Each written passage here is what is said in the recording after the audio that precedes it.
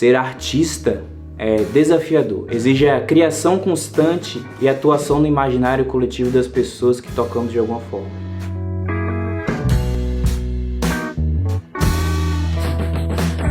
Eu nasci em Jaboatão dos Guararapes, onde Felipe Camarão morreu.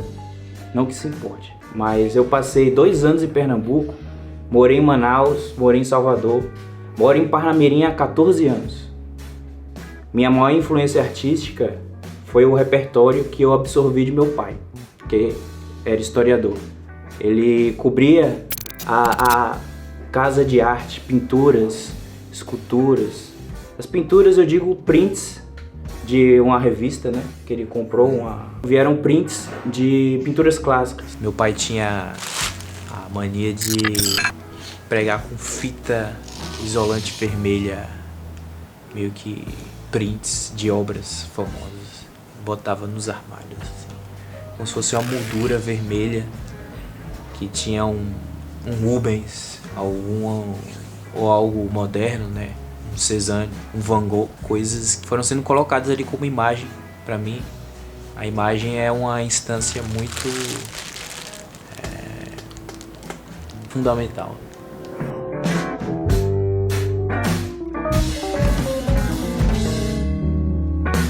Falar sobre a minha história é falar que eu era criança, eu pintava com guache, eu não entendia como as cores se misturavam, eu brincava de massinha de modelar, eu brincava com bonecos sólidos, eu levava bastante assim, sempre foi uma ferramenta contra o tédio, sempre esteve presente como essa via que tenta se encontrar numa espécie de jogo o tempo todo, sabe? Entender como é que funciona esse jogo, que é a gente ver as coisas e tentar expressar elas ou parece ou não parece, sabe? Sempre tá meio que imitando, seja pela linguagem, seja por imagens, a gente tá tentando sempre imitar o mundo, né? Quando eu falo de imagem, eu tô falando da própria forma que a gente dá significado para as coisas. A gente não percebe de outro jeito. Então, essa coisa do sensor, né? Tipo, eu no IF eu mexia com sensores de radiofrequência, sensores de umidade. Minha experiência com sensores, né? Com Arduino, fazer com que uma coisa reaja ao ambiente, fez pensar de forma muito, às vezes, paramétrica, às vezes, como eu posso dizer, um pouco tentando alcançar uma lógica. Até porque eu programava os sentidos, né? De como é que o corpo usa dessas informações, né? E que essas informações são meio que analógicas, né? Elas têm um ruído ou um input indefinido, né? É como se a imagem fosse essa paralisação desse input. Tipo, a gente tá vendo o tempo todo, a gente tá sentindo o tempo todo, e não vou dizer que é algo caótico, mas são imagens que só vão se solidificar quando paralisadas e colocadas no imaginário. Esse processo de fazer imagem é algo que o corpo faz meio que para existir. Então a gente só existe fazendo isso aí. Aí o artista, ele meio que quase como que criasse percepções fora de cabeças de pessoas, né? Se eu tentar falar de fora e de dentro. É muito mais uma coisa que a imagem estaria numa instância ontológica da nossa existência. Então eu passo a perceber isso. Tive aulas de desenho técnico, mecânico, aprendi fundamentos importantes de perspectiva, de vistas, coisas assim meio técnicas do desenho que me fizeram ter outra noção, né, do que eu estava tentando expressar, quase que obcecadamente. Eu sempre desenhei muito nas coisas, né? Esse ímpeto de estar ali preso na sensação e tentando expressar o mundo de forma quase que direta, né? Mudando de perspectivas, organizando as cores de certa forma, mas que eu tente expressar algo que veio majoritariamente dos sentidos.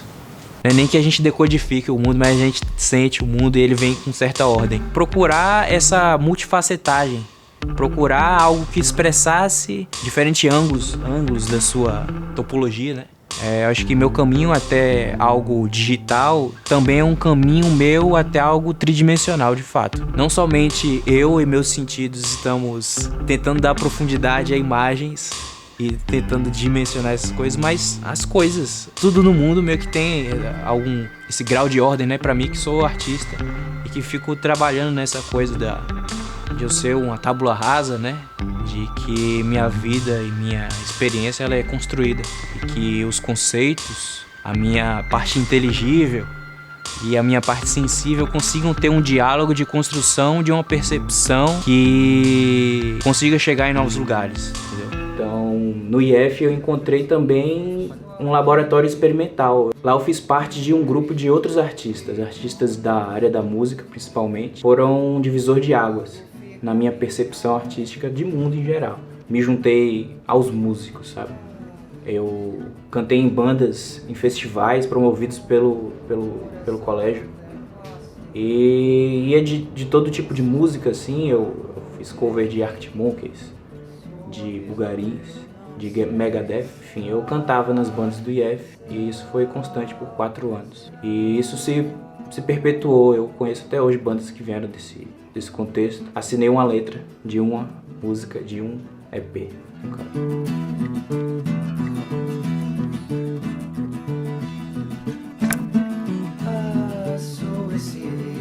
Em mim, dobra dessa sou assim, o meu rosto carmesim, e você não para de olhar, olhar, olhar, olhar, olhar, olhar,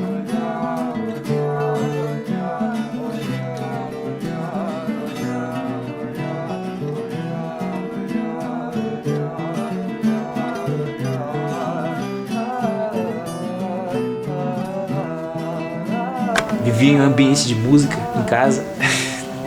Meu pai tinha um home theater e ouvia Earth, Wind & Fire, ouvia música brasileira e música internacional também, cultura de massa, tudo.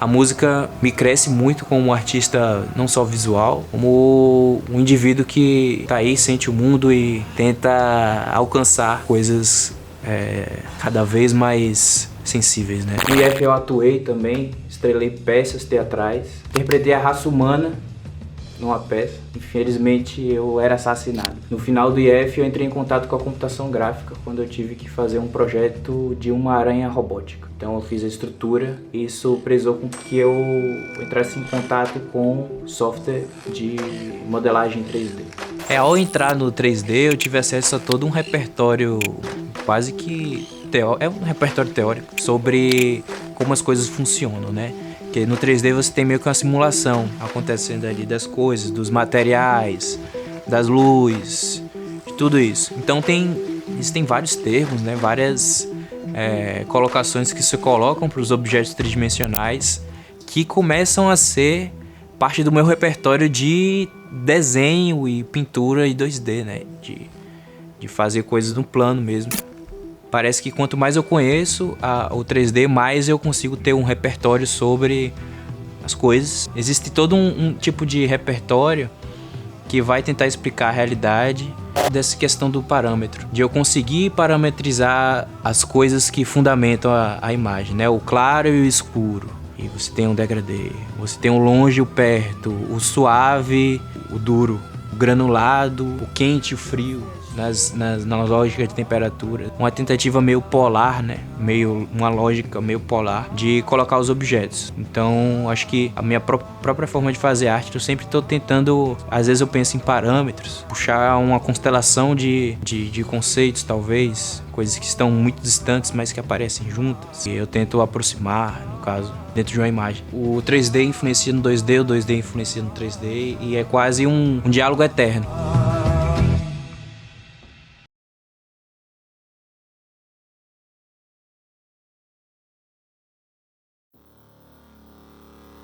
Bom, depois do IF eu fui fazer História.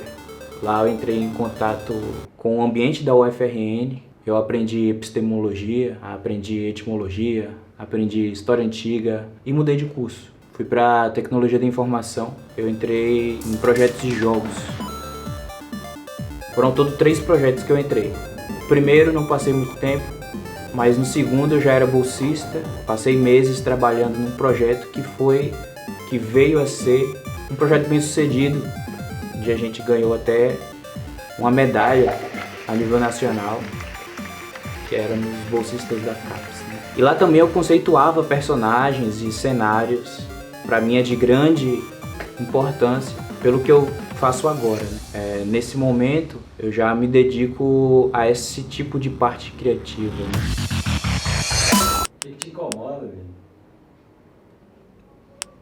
O que me incomoda? Na vida, o que me incomoda... Fala, isso é bom. Assim, ó, tem muita coisa que me incomoda na vida, sabe? Eu sou incomodado com o momento que eu vivo, né? Eu vivo numa cidade onde a cena cultural precisa ser construída. A construção de uma cena cultural, ela passa por você se associar com pessoas que façam arte, tal como você. Na minha história, né, passei por tecnologia da informação e não conheci muitos artistas visuais da cidade. Esse movimento na qual me encontro é de estar no curso de artes visuais agora. Meu maior ímpeto nisso foi justamente conhecer artistas, então era algo que me incomodava, ser atomizado, ser um indivíduo só, sabe? Não ter uma capilaridade ou algum tipo de reconhecimento, ser algo só quase que em abstrato ali, fazendo conteúdo digital. Então eu entrei em artes visuais meio que para entrar em contato com os outros artistas da cidade e eu consegui. Recentemente, uma amiga minha me convidou para fundar um coletivo com outros amigos meus. Maria Leal, Duda, né? Tem Luara Rocha, que é Luara 555. Tem Guilherme. Esses seriam os fundadores do Coletivo Duna, que é um coletivo de artistas. Finalmente um coletivo de artistas. Compartilham de certa filosofia, certa estética, certa orientação. E a gente está criando isso. Estou aqui no Ateliê 2040, que é a sede do Coletivo Duna, em 2022. Coisas estão acontecendo, artes estão sendo feitas aqui, artes coletivas, é um momento de expansão, sabe?